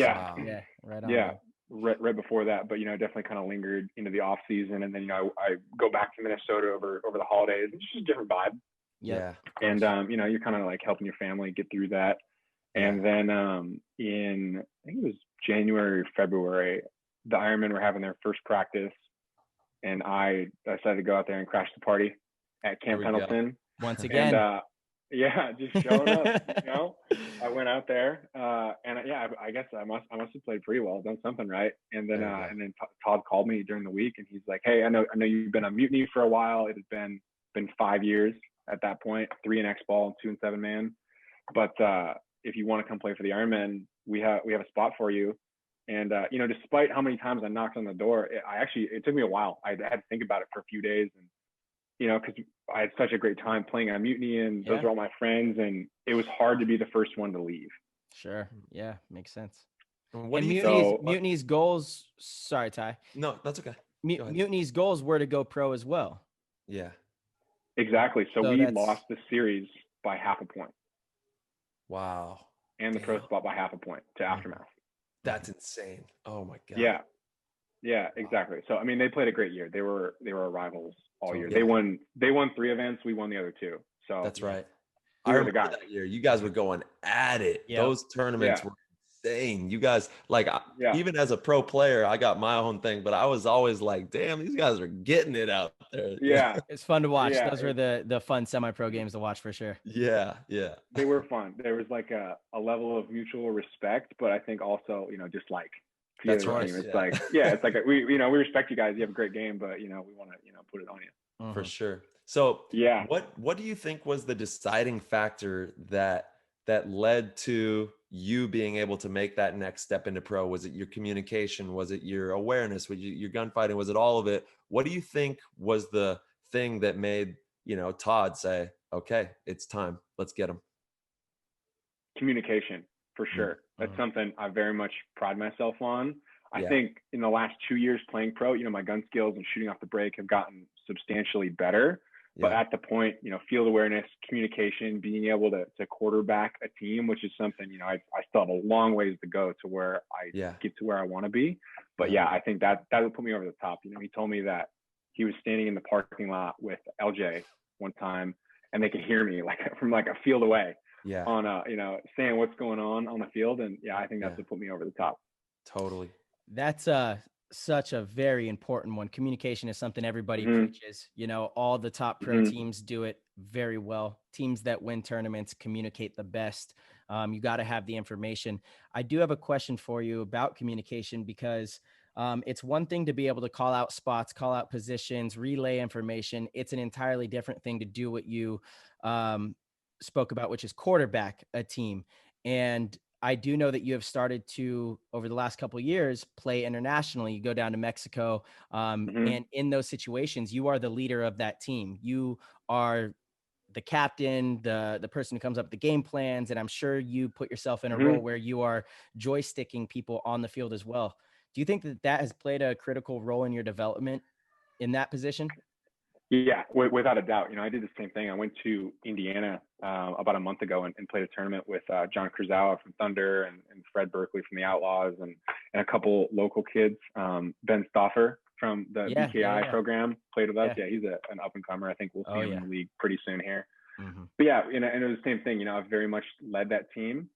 Absolutely. You know, it's a right mix of confidence, but openness to new ideas. And I'm sure both of you guys have been in that role yourself. But I mean, it's undoubtedly helped me in my game with the Ironman for sure. Yeah, that's just a piece of advice to any semi-pro players or even pro players, actually, like that are like just breaking, you know, onto the scene. Like Christian is a good example. Some of the first bit of advice I give is, if you get a chance to go and guest with a team internationally, if you can pay for your flight to go over to Australia or find a team in Europe, do it, because you're going to be the leader on that team. You know, you're going to be the best player on that team. It's going to be up to you to put together game plans, make sure everyone's doing their job. It's going to be on your shoulders to go out and win points a lot of the times.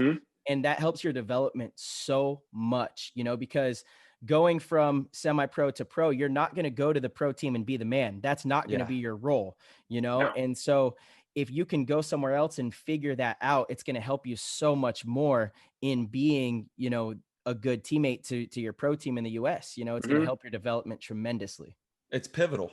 Yeah. You have got to experience that. I agree. I agree. Without a doubt. Yeah. I mean, you get the quarterbacking skills and the captainship and the leadership skills.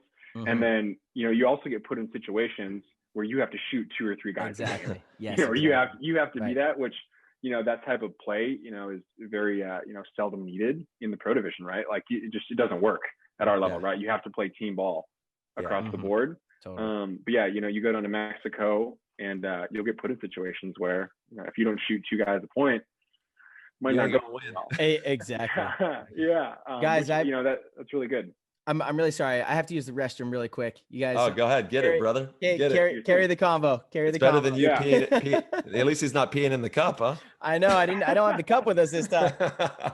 Hey, and you're right. Oh, his background just fell down. Oh my goodness. It's okay. Yeah, he's live. This is real life. Check out the YouTube. Marcelo's background just fell down. So I want to dive a little bit into the communication, because there's, like Marcelo was saying, it's one thing to call out the spots and where people are at, the G count, ball count. It's a whole nother thing to decide the intention of the game and how we're going to win it and where the openings are and how this can progress, seeing the whole field from a bird's eye view and like, oh, this player needs to go here.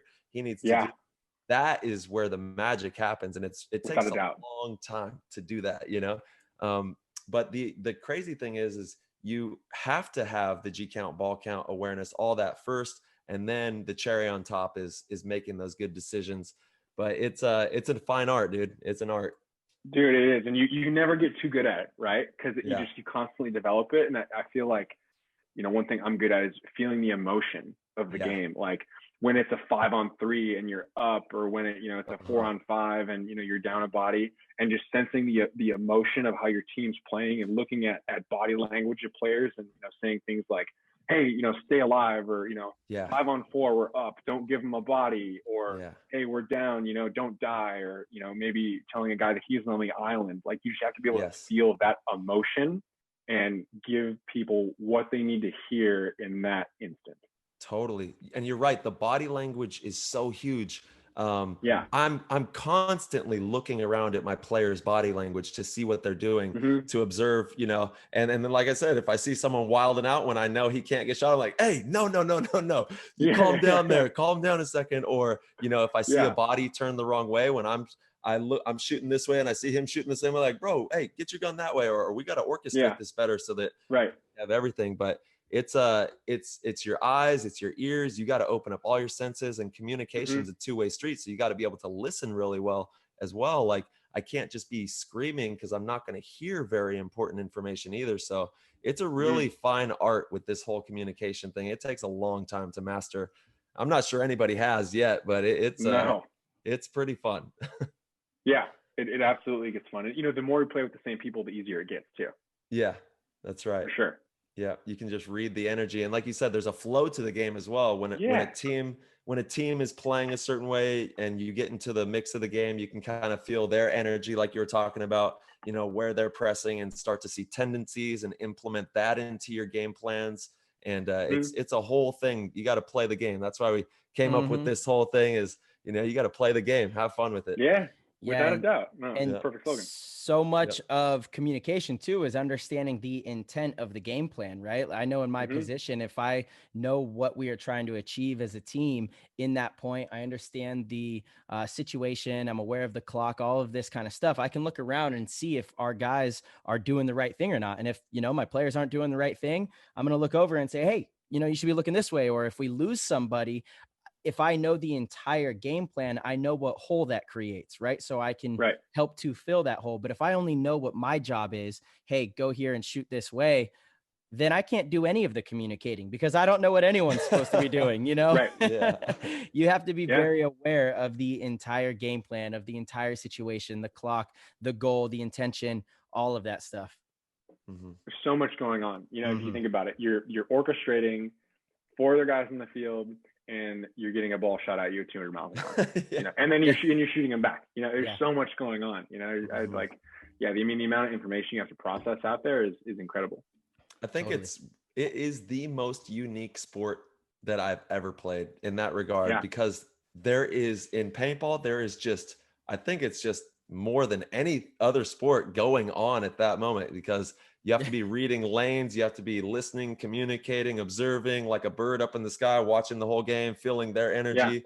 Kind of, it's just, you're like juggling 10 balls at one time, Without a doubt. I mean, and that's probably a good reason why it's so captivating, right? Because you have so much going on that you can't possibly think about anything else. You can't think about school, about work, about, your relationships. Just for that moment, your world is 175 feet long. That's right. That's all there is to it. It's just, you have to focus on what's in front of you because there's so much. And I think that's one of the best things about our game. Yeah, man. I love that. Yeah, dude. I love that too. It does. Paintball forces you into flow state. It is its own form of meditation. Absolutely. Yeah. You are so free of anything other than the moment. And if you're not playing well. We've been saying this a lot. Tyler says this a lot as well, as you need to think less and feel more out there, and it doesn't mean you're not using your mind. You're definitely using your brain, but it's such a reactionary, you need to be in the moment and feeling what's going on out there rather than sitting there and putting together these complex things in your mind. You should have already done all the thinking. Your mind is ready. It's primed. It's shows up to the game ready to play. And once the game starts, you just need to feel what's going on, and that's through all your senses, listening, seeing, listening is such a big one. So many times in paintball do I get a kill or I can call out a player's position just by listening, right? If it's someone in the center, happened this last weekend. We didn't know that anyone was in the center, and I told Blake to go all the way down the Dorito side, and I saw how he got shot, and I heard how loud it was too when it hit him, and I was like, oh, someone's in the center, like deep in the center, you know what I mean? And we had no clue that someone was there. And that kind of stuff is crucial. You have to have all your senses firing. Totally. Without a doubt. Yeah, man. Totally, guys. And what's some advice for players who want to become better at paintball that you could give them, just to, maybe we got a divisional guy who wants to go up a division, or semi-pro wants to go pro. What is a big kernel of knowledge you would give to that player to help drive them forward? I think you've got to find out how to have as much fun and just love the game as much as you possibly can. Because if you're having fun and you love it, everything else will fall into place. Yeah. Right. You'll want to do the hard work. You'll want to show up early. You'll want to make the sacrifices necessary. And, they won't feel like sacrifices, and they won't feel like hard work because you love it. And, I don't think you can be great at anything unless you love it and you're having fun. There's definitely going to be days when it ain't so fun. Totally. But, in the grand scheme of things, you got to have fun with it. And it's all perception. Maybe totally.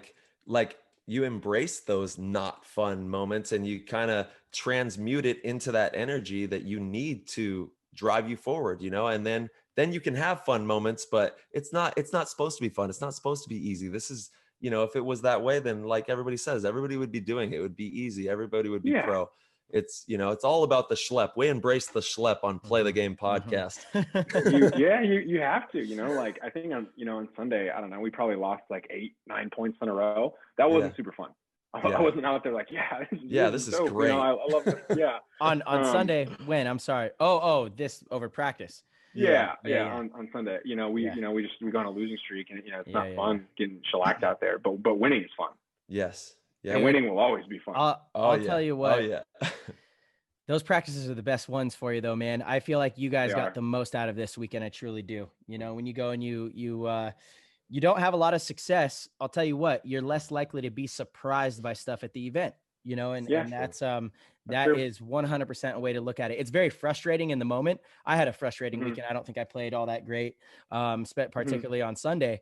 But and it's frustrating that day, but afterwards, like yesterday, I was looking back, watching some film and reflecting on it. That's the best case scenario for me, just because I just kept getting a jab from somewhere that I'm like, damn, I wasn't ready for that jab, but I'm ready for it now, and it's not going to happen again. I'm not going to get clipped in the chin by the same spot. So it's just knowing how to take those kind of practices, But dude, and how do you guys feel? Obviously you guys just won Vegas, but you guys did lose A-Rod, and A-Rod was a big part of bringing some championship pedigree to the team.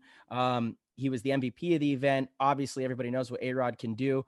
How do you guys feel? And you guys are also, people aren't really talking about this, but I don't think Thomas Kim or Al are going to be playing World Cup. And that is also a pretty huge loss, dude. Thomas Kim was really solid in Vegas, kind of a role player that doesn't get a lot of shine or a lot of credit, but deserves a lot of shine and credit because he does a lot, that teamwork stuff behind the scenes, the communication. That's Thomas Kim. And without a doubt, he's very crucial to the team's success. So without some of those guys, how do you feel?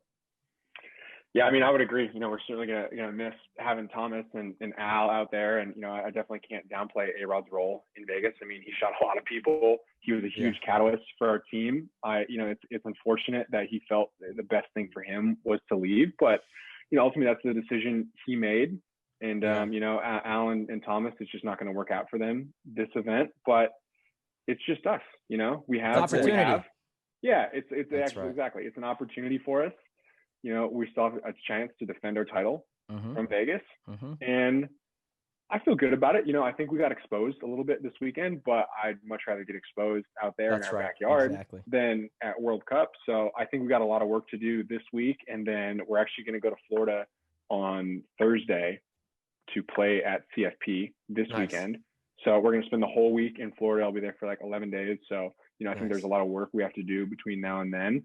But yeah, I feel good about it. I think there's a sense of almost tribalness when you have a small team like we have. We had 6 or 7 guys all weekend. There's nobody else that's going to do your job for you. Yeah, totally. You know what I mean? There's no bench to hide on. Now it's like, all right, man, like you're the dude. Time to show up. Be the dude. Got to produce. Yeah, there's nothing to hide behind. It's just us. I feel like that's what we kept saying all weekend. It's like, hey, we got to do it. You got to do it. I got to do it. And from that, it's powerful, right? So yeah, I feel good about it. I'm really eager to play and happy to get to it. Okay, so what are some of the juicy details that nobody knows about the move with A-Rod to Impact? Did you listen to Slowy X? Oh God, we beaten that one, dude. Geez, do we need to talk about it more? Did you listen to Nick's podcast? Yeah. I caught that one. I heard it. Yeah, he read the text, huh? Yeah. Yeah. Yeah. I mean, to each their own. He felt that was the best decision for him, and I'm not in a position to criticize anyone's personal decisions as far as how they want to live their life or what they want to do. It's not really my role. Of course. But nonetheless, it's not what I would have done. And I told him this, and we talked 2 weekends ago, that I don't agree with his decision and how he went about it. But I said, ultimately, he knows what he has to do is best for himself, and I will respect that. I mean, I love that answer. He did what he did. Yeah. And you know what? I think that it's like Marcella said, this is a great opportunity for everyone to look into each other's eyes and say, hey, let's get this shit done. You know what I mean? Without a doubt, right? Because, and especially in the position we're in, everybody's going to play us with their best game. Yep. Like you guys, you all know how that feels when you're the team to beat. Everybody comes out, and I hope people are like, man, they lost A-Rod. Thomas is playing on the snake side. And I hope they foam at the mouth and come at us. Yeah. Because we got a whole gang of shooters that are ready for it. I love it. Come at us, give us, give us your best game. Think that we're weaker without A-Rod, and that's right. Let's just play. That's it. It's going to be good for the growth of the younger guys on your team in the long run as well. To have this event, to show up at World Cup on the big stage, get a lot of play time. It's going to really help long term, my brother. But dude, we just did about 2 hours. I know you got places to be. Yep. Ty does too. Look, man, I'm a big fan. Always have been. I consider you a good friend, Dan. Very excited and happy for your success. And I'm excited to watch you play in Orlando here pretty soon, couple weeks. Yeah, brother. Yes, sir. Yeah. Thank you guys so much. I think it's nothing short of amazing what you guys are doing for the sport. I love the podcast. Thanks, I'm a huge fan, and it was a privilege to be on today. Hey, so. You're honorary PTG fam now, baby. So let's go. Yeah. I know. I gotta order a t-shirt. No, dude, we got you. I'll you, give you a t-shirt. And thank you, for everything you do in the game. Thank you for pushing the game in the right direction with the athleticism, the way that you approach the game, and the professionalism that you approach it with. And you're a great light for the game, and we appreciate you for that. So shout out to my PTG fam. Let's go. Where can people find you? Where can they follow Dan Norcross? Instagram? I'm on, yes sir, on Instagram @_Dan Norcross. That's Perfect. it. All right. Easy, simple piece. Yeah, you got All right, it. brother. Easy money. Thanks for Yeah, coming baby. on. We'll talk to you soon. Cool. You All stay right. safe. See you guys. Have a good one, dude. Thank you. Peace. Man, what an amazing dude. Thank you so much, Dan, for coming on the show. Amazing story of how he came from the Midwest to make it out to Cali, and he's playing for the Ironman. He has a world championship under his belt. So huge congratulations to him, and thank you so much, bud, for coming on the show. And thank you all for listening. We love you, and you guys are our honorary PTG fam. We can't do this without you, and we thank you so much for all of your support. Be sure to stay tuned to our podcast and Instagram, Facebook, YouTube, all of it. Stay tuned in for a bunch of fun giveaways we're going to be doing, and you can head over to ptgpodcast.com to become a supporter of the show over there. We've got all the podcasts, the YouTubes, stories about our partners and what they do. We even have a PTG store with some merchandise in there so you can support that way. And thank you so much to our Patreon supporters who support us there as well. You also get 20% off of online and PTG Instagram merchandise that we sell through the Instagram or on our website. You become a Patreon supporter and you get that discount on that merchandise, and you also get exclusive content from myself and Marcelo and how we process the game, different ideas that we have about paintball, and just fun content for you guys that you can't get anywhere else besides on the Patreon. So you can go to our website, ptgpodcast.com, and become a Patreon supporter there. And thank you to Constant Pursuit for building the website. Head on over to constantpursuit.com and check them out. If you're a paintball field or a store, you had better check them out. Make sure your website is dialed in proper. Rusty Glaze runs that company, and he makes the best websites in the world. If you're a paintball field or a store, make sure you're on that cutting edge, and Rusty will take care of you. He takes care of us phenomenally. We can't thank him enough for helping us build that amazing website. And if you have any questions, be sure to DM us on our Instagram @PlayTheGamePodcast. And thank you all so much for tuning in. Have a great one.